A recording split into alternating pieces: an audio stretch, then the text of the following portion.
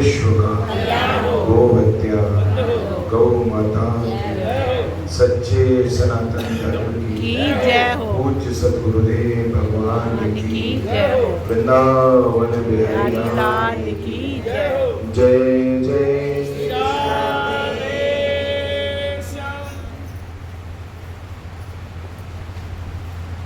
सनातन परंपरा में भारतवर्ष में तिथियां बहुत विशेष हैं, परंतु उन सब तिथियों में सबसे विशिष्ट तिथि जिसका नाम है गुरु पूर्णिमा। गुरु पूर्णिमा का दिन गुरु को कृतज्ञता ज्ञापन करने का दिन होता है। हम आज के दिन अपने गुरुदेव भगवान को प्रणाम करके प्रार्थना करते हैं, हे गुरुदेव भगवान, अगर आप ना होते तो भगवान के बारे में हमें कौन बताता। आपके तन में अगर गंदगी लग गई हो, शरीर में अगर कीचड़ लग गया हो, तो उसके लिए क्या करोगे आप? स्नान करोगे, साबुन लगाओगे, कीमती पानी डालोगे, क्या होगा? तन की गंदगी दूर हो जाएगी।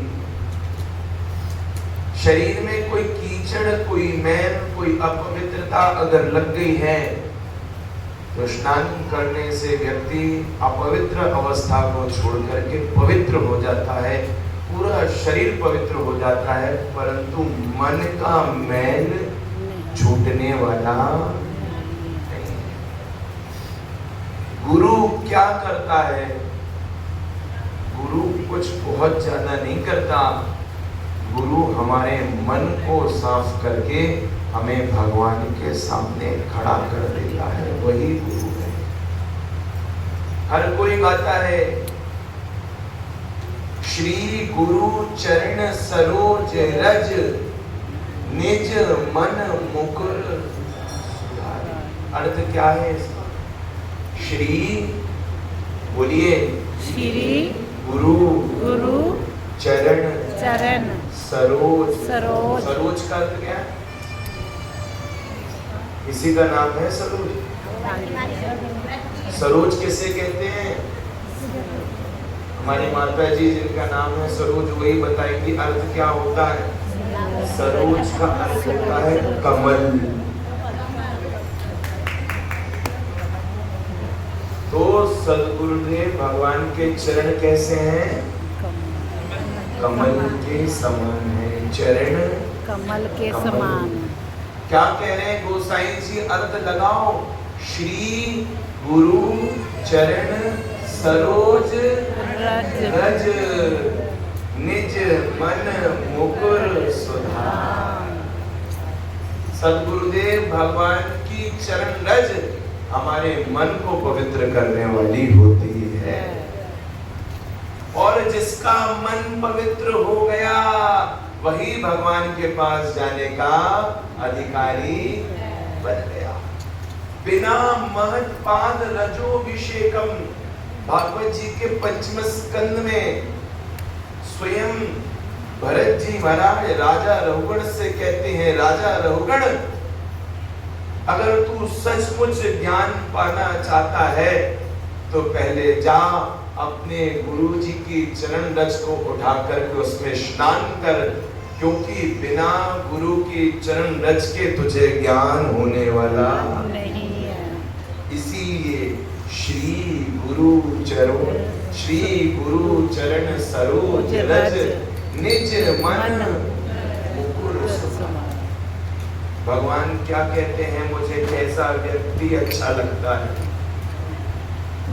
जिसका तन पवित्र हो, जो कीमती साबुन से नहाकर आया हो। नहीं, भगवान कहते हैं निर्मल मन जन सो मोहि पावा, मोहे कपट छल क्षेत्र।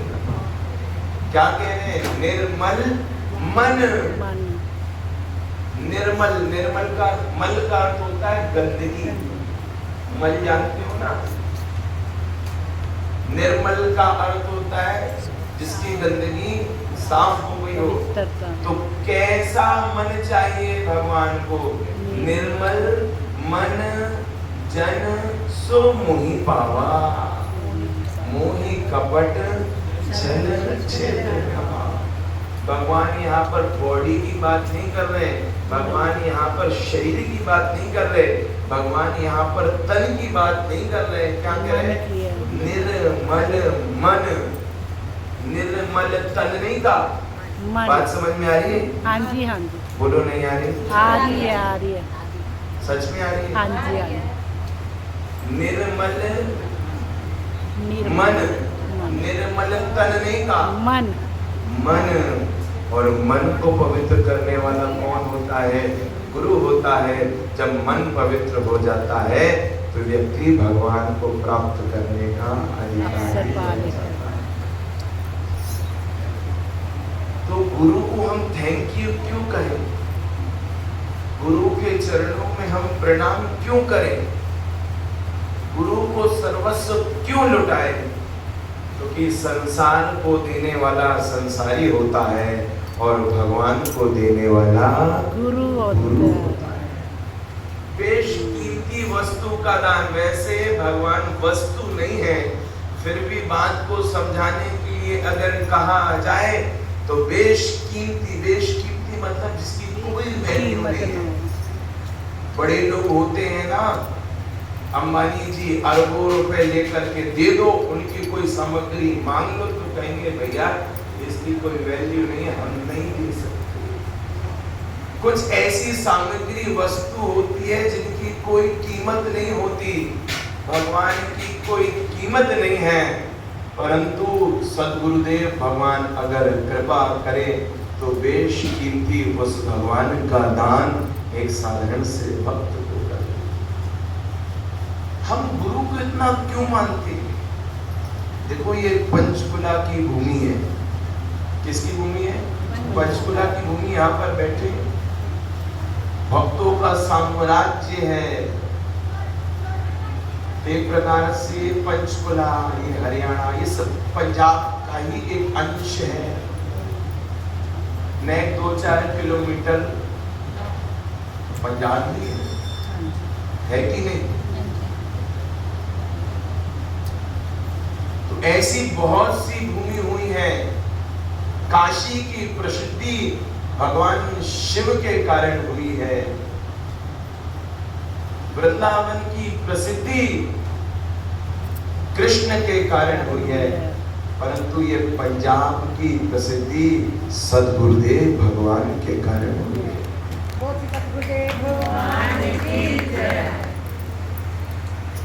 पंजाब प्रांत के भक्तों का ही ये भाव है, गुरु गोविंद दो खड़े, आगे लागू आए, बलिहारी गुरु आपने गोविंद की ओर।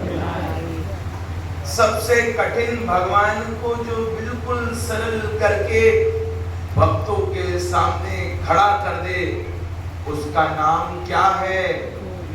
वही।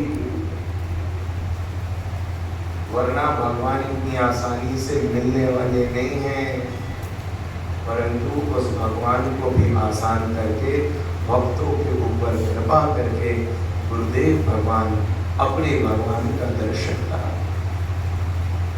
गुरु बिनु भवनिधि तरई न कोई। अर्थ क्या है? इस संसार को कहा जाता है सागर। क्या कहा जाता है? भव सागर। इस संसार सागर को पार करना है सबको। हम सबका लक्ष्य क्या है? कोई कहेगा रुपया कमाना, पैसे कमाना, संतान उत्पत्ति करना, बड़े बड़े बंगले बनाना, नाम कमाना। नहीं, इस जीवन का लक्ष्य है ईश्वर की। हमारे दादाजी की गाड़ी देखी थी कि नहीं आप सबने? क्या लिखा रहता था? मानव जन्म का लक्ष्य क्या है? Conclusion of life. सबका सार यही है, मानव जन्म का लक्ष्य है कि वो मानव भगवान को प्राप्त कर जाए।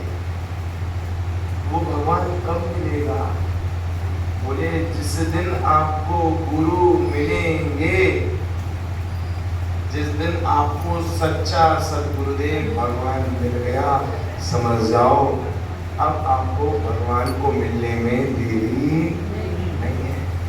अभी तो हमको तो लगता है कि इस वाक्य को और सजाया जाए तो ये भी कहा जाता है कि जिस दिन आपको सच्चा सद्गुरुदेव भगवान मिल गया, भगवान के मिलने में देरी नहीं है, ऐसी बात नहीं है। जिस दिन आपको सच्चा सद्गुरुदेव भगवान मिल गया, समझ जाओ उसी दिन आपको भगवान मिल गया। गुरु ब्रह्मा गुरु विष्णु गुरुदेवो महेश्वरा, गुरु साक्षात परब्रह्मा तस्मै श्री गुरुदेव नमः। वेस्टर्न कल्चर में एक दिन आता है जिसको हम कहते हैं, बात समझ में आ रही है? नहीं आ रही? ये आइए। वेस्टर्न कल्चर में एक दिन आता है, वेस्टर्न कल्चर मतलब पाश्चात्य सभ्यता। विदेशों में एक कल्चर होता है, एक दिन आता है, क्या? Thanks giving. क्या आता है? Thanks giving. नवंबर में चौथे गुरुवार में वो दिन मनाया जाता है, थैंक्स गिविंग। उस दिन सब मिलकर के एक दूसरे को शुक्रिया अदा करते हैं, भगवान को शुक्रिया अदा करते हैं। आज भक्तों का अपने गुरुदेव के लिए थैंक्स गिविंग डे है। गुरु के लिए तो इकट्ठे हुए हम यहाँ